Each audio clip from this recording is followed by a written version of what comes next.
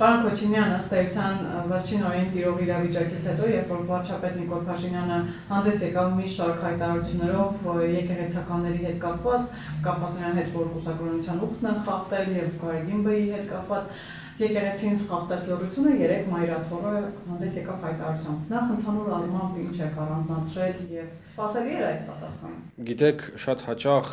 զոհ գնալով ընթացիկ այսպես փոխհրաձգություններին կամ արվող հայտարարությունների բովանդակությանը կարելի է մոռանալ, թե ի վերջո ինչ process-ի մասին է գնում խոսքը, այս process-ը ինչի արդյունք է։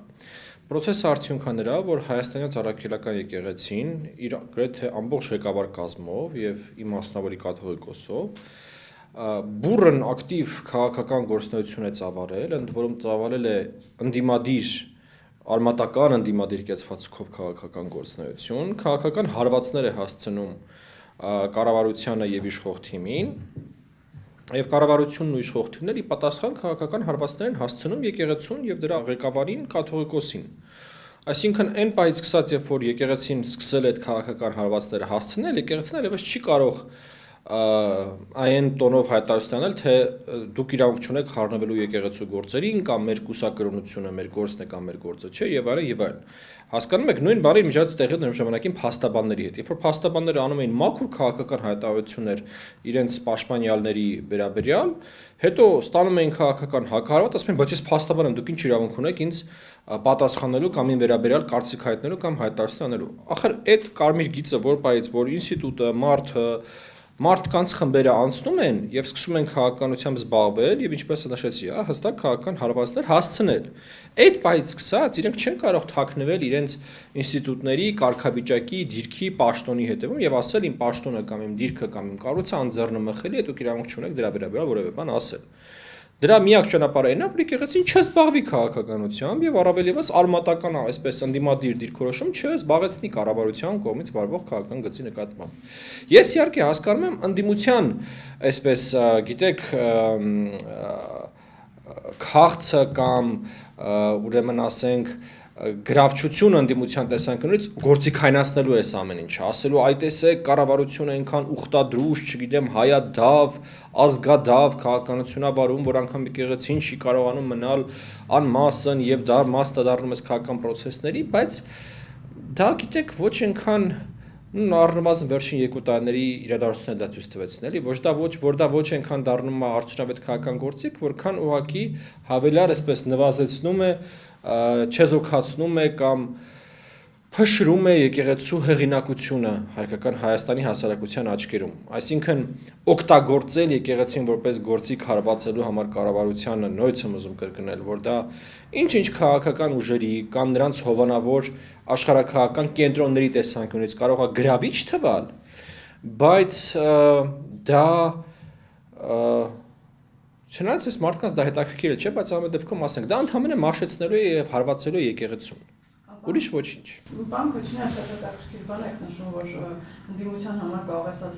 շատ գրավիչ է, որ ասեն, այ տեսեք, անգամ եկեղեցին սրբություն չունեն, իշխանությունը թիրախավորել է եկեղեցուն, բայց իշխանական շատ պատգամավորներն այո այսօր հայտարարեցին, որ խոսքը ոչ թե հայ առաքելական եկեղեցու մասին, այլ հոգևորականների, նրանց բարեվարկության մասին է։ Եվ այստեղ հոգևորականները իրենք են ասում, որ թիրախավորում են եկեղեցին, հայ առաքելական եկեղեցին, բայց այստեղ այդ նրբությունը պետք է հասկանալ իրականում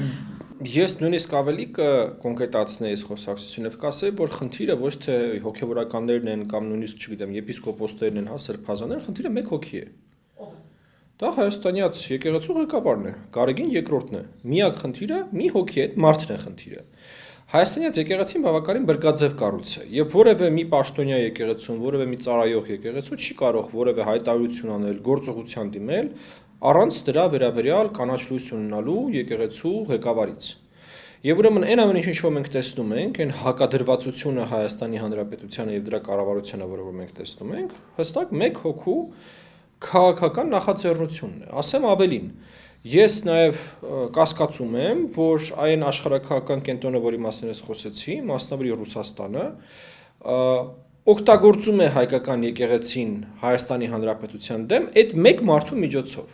Գիտեք, հայկական եկեղեցին օրինակ տարբերություն վրացական եկեղեցու։ Մեր նախնիները մեզ համար շատ մեծ ժառանգություն են թողել, էլի ինքը ունի շատ լուրջ պաշտպանական մեխանիզմներ այլ եկեղեցիներից այսպես ազդեցության տակ ընկնելու տեսանկյունից։ Օրինակ վրացականը դա չունի։ Վրացական եկեղեցին այդ հունական ուղղափառության այդ մի մասն է, հա, մեր եկեղեցին շատ ավելի ավտոխտոն է, շատ ավելի ինքնագլուխ է, քան մնացած բոլորը։ Եվ ըստ էության այն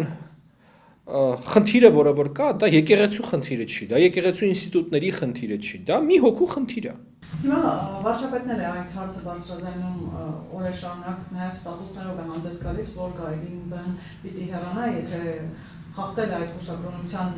ուխտը եւ անգամ զավակ ունի դրա մասին այդ խոսակցություններ կան։ Մյուս կողմից էլ եկեղեցին հակադարձում է, ասում է դա վարչապետի եւ առհասարակ պետության գործը չի, զբաղվեք ձեր գործով։ Եկեղեցու ներսում մենք կզբաղվենք մեր հարցերով, բայց միաժամանակ չեն հերկում, օրինակ Աջապահյանն ասաց հպարտացավ անգամ, որ դե իհարկե մենք առողջ տղամարդիկ ենք։ Թույլ տվեք այդ կեղտոտ լվացքի խոսակցությունների մեջ ամեն դեպքում չմտնել եւ նորից կրկնել միտքը, որ ես սկզբանե ասացի, էլի, որ երբ որ դու սկսում ես զբաղվել քաղաքականությամբ եւ քաղաքական հարվածներ ես հասցնում, դու ստանալու ես նաեւ քաղաքական հարվածներ։ Քաղաքական հարվածներ ստանալու ամենատարբեր ձևերը կան, միջոցները կան, որևէ մարդ անթերի չի եւ ցանկացած մարդու վրա քաղաքական հարված հասնելու հնարավորություն գտնվում է։ Հիմա այդ մնացածը դա, այսպես ասենք, առիթներ են, բաներ, որոնց այդ խոսակցությունների մեջ ես բացարձակ ցանկություն չունեմ մտնելու, հա, ես ուզում եմ նորից արձանագրել, որ այն պահից, երբ որ կաթողիկոսը սկսել է զբաղվել քաղաքականությամբ եւ հարվածները հասցնում, ուրեմն Հայաստանի իշխանություններին, ինքը չի կարող ասել՝ մի խառնվեք եկեղեցու գործերին, որտեղ ինքը խառնվել է քաղաքական գործերին։ Այդ կարմիր գիծը ինքը հատել է։ Իսկ որտեղ են հակասությունները կաթողիկոսի եւ անձամբ Նիկոլ Փաշինյանն, այսինքն ինչի հետ հաշտ չեն, որ պայքարում են վարչապետի իշխանափոխությանը հասնելու համար։ Վերջերս նաեւ բարբերաբար խոսում են իմպիչմենտի գործընթացի մասին, անգամ Էդգար Ղազարյանը առաջարկում էր տեխնոլոգիությունը Գարեգի վրա։ Հակասություններ կան ինչպես արտաքին քաղաքականության, այնպես էլ ներքին քաղաքականության վերաբերյալ։ Ներքին քաղաքականության մեջ իմ նկատած առաջին այսպես հակասություններից մեկը դա Հայաստանի Ծառայքելական եկեղեցու պատմության դասագրքի եւ ընդհանրապես առարկայի ապագայի վերաբերյալ խոսակցություններն էին, դա ներքին քաղաքականության մեջ, արտաքին քաղաքականության մեջ այն գիծը, որը որ հիմա տանում է կառավարությունը Ադրբեջանի հետ հարաբերությունների կարգավորման եւ Թուրքիայի հետ հարաբերությունների կարգավորման, այս գծի հետ ես տեսնում եմ որոշակի անհաշտություն, ուրեմն հիմնականում Սփյուռքում, իսկ հաշվի առնելով, որ եկեղեցու ֆինանսական հոսքերի կարողության մի զգալի հատվածը հենց Սփյուռքից է գեներացվում, հետեւաբար նաև եկեղեցու պաշտոնական դիրքորոշման մեջ, բայց այստեղ կա նաև մեկ այլ շերտ, ես կարծում եմ, դա, ինչպես ես նշեցի, դա գործիքավորումն է Հայաստանից եկեղեցու եւ իմաստնավորի դրա ղեկավարի հայտնի ուժային կենտրոնի կողմից, որի համար խոշորագույն աշխարհակաղակական պարտություն կլինի, եթե տեղի ունենա հայ-ադրբեջանական կարգավորում եւ հայ-թուրքական կարգավորում, որովհետեւ Ռուսաստանի տարածաշրջանային ազդեցության խարիսխը դա կոնֆլիկտն է։ Այսինքն իրենք Ռուսաստանի շահերն են պաշտպանում։ Ստացվում է, որ այսպես եւ նույնիսկ իրենք չինքը անընդհատ պետքա գիտեք, ես մի քիչ դեմ եմ այդ ընդհանրացմանը եւ իսկապես ինչ որ տենց բոլորին թիրախավորում։ Խնդիրը մի հոգի է, եկեք խոսենք մի հոգու մասին։ Շահագրգռվածությունը, ոգևորությունը առհասարակ Ռուսաստանի շահը պահելու իմաստով ինչու, որտեղ է այդ կապը Ռուսաստանի հետ։ Չեմ կարող օրակարգը ոտնահարել։ Առաջին իմաստով չեմ կարող ասել, կարծում եմ նույնիսկ այդտեղ կարելի է խոսալ ինչ որ հետաքննության մասին, որը որ ինչ-ինչ հարցերի կփորձի պատասխանել, մանավանդ հաշվի առնելով թե իր եղբայրը, եթե չեմ սխալվում, հարազատ եղբայրը, չգիտեմ ոնց է ստացվել, որ մի ընտանիքից երկու եղբայր հայկական եկեղեցու երկու բարձրագույն պաշտոններն են ըստ էության զբաղեցնում, մեկը ուրեմն ամենայն հայոց կաթողիկոսի, մյուսը Ռուսաստանի թեմի առաջնորդի, իսկ հենց երկու հատվածները, որտեղ ամենից շատ հայեր կան, հա, տարօրինակ իհարկե պատմություն է, բայց դա կարող լինի օրինակ Էմարեն օղակը, որի վերաբերյալ կարողի որ հետաքննություն ուշադրություն դարձնի։ Ինչ վերաբերվում է կարգավորմանը, դա կարգավորումը է, ինչպես նշեցի, դեմ է, որովհետև Ռուսաստանն է այդ կարգավորմանը դեմ։ Որովհետև Ռուսաստանի համար դա ամենավատ սցենարն է այս տարածաշրջանում, եթե այս տարածաշրջանում տեղի ունենում հայ-ադրբեջանական եւ հայ-թուրքական կարգավորում։ Հիմա հարցի հանգուցալուծումը ինչպես եք տեսնում այս փոխադարձ հրաձգությունները, ինչպես կարող են ավարտվել, օրինակ Աջապահյանը նաեւ հայտարարեց, որ այս պատերազմում իրենք հաղթելու են, այսինքն ըստ Աջապահյանի սա պատերազմը պետության դեմ կամ պետությունը եկեղեցու դեմ, դուք ինչ հանգուցալուծում եք տեսնում։ Ես կարծում եմ Աջապահյանը իրականում Եպիսկոպոսած դասի մեջ առանձնանում է նրանով, որ ինչ մտածում է, դա էլ ասում է, շատ հաճախ, եւ ես կարծում եմ դա գովելի այսպես իրականում բան է, որ ինչ որ շատերը մտածում են եւ չեն ասում, ինքը մտածում է եւ ասում է, եւ այո, պետքա ֆիքսենք, որ Գարեգին երկրորդի գլխավորությամբ եւ առաջնորդությամբ եկեղեցին ըստեյության պատերազմ է հայտարարել Հայաստանի կառավարությանը, իշխող ուժին եւ այն գծին, որը որ տարվում է ինչպես եւ մինչեւ էս դա տեղի ունեցել քաղաքական պայքարը հանգուցալուծվում է կողմերից մեկի քաղաքական ջախջախմամբ եւ հիմա ժամանակը ցույց կտա թե այդ կողմը որը կլինի համենայնպես պետքա ֆիքսենք որ նախորդ անգամ այդ ջախջախված կողմը եղավ եկեղեցին Բագրատ Սրբազանի շարժման տապալմամբ Այսինքն հիմա սցենարը կարող է կրկնվել եւ իրենք որ ասում են այս հայտարարությունները կարող է վարկաբեկել եկեղեցու վարկանիշը նույն վարչապետի հայտարարությունները դուք ինչպես եք կարծում Ես նորից դուք ինձ անդադ փորձում եք այդ բանը ես չեմ ներքաշվել այդ խոսակցության մեջ բայց ես ուրիշ բան եմ ուզում ասել տեսեք հայկական եկեղեցու Հայաստանի եկեղեցու հեղինակությանը նախորդ շարժումը նպաստեց թե սասանեց այդ հեղինակությունը Սա ինձ թվում է պետքա լիներ այդ ժողովը որ արվել էր այդ ժողովի ամենամեծ հարցը հիմա մեզ այս ամեն ինչը ոնց որ եկեղեցուն օգուտ է թե վնաս է իմ կարծիքով դա վնաս է եկեղեցուն բայց գուցե իրենք ունեն այլ հաշվարկներ Հիմա պարոն Քոչինյան եթե ամփոփենք ամեն դեպքում եկեղեցականները որոշ հոգեվորականներ ասում են որ եկեղեցին այն տարածքն է որ փակ է ու ոչ ոք իրավունք չունի իր քիթը մտցնել այսպես իրենց բառերով ասած բայց վերջին օրերին նաև բարձրաձայնվում է մի շարք խնդիրներ հիմա պետք է առերեսվել դրա հետ թե ոչ պետք է այդ խնդիրները բարձրաձայնել թե ոչ եւ անգամ այս դեպքում պետք է առաջին դեպքի մակարդակով Ես ամեն դեպքում թույլ տվեք չհավատամ այն փաստին որ հիմա այսպես հանկարծ բոլորս առավոտյան զարթնել ենք եւ որոշել ենք որ եկեղեցում կան խնդիրներ որոնք պետք է ազգովի լուծենք վարչապետի գլխավորությամբ ամեն դեպքում ես մնում եմ իմ մտքին որ սա հստակ քաղաքական պայքար է որտեղ եկեղեցին հասցնում է քաղաքական հարվածներ եւ ստանում է քաղաքական հարվածներ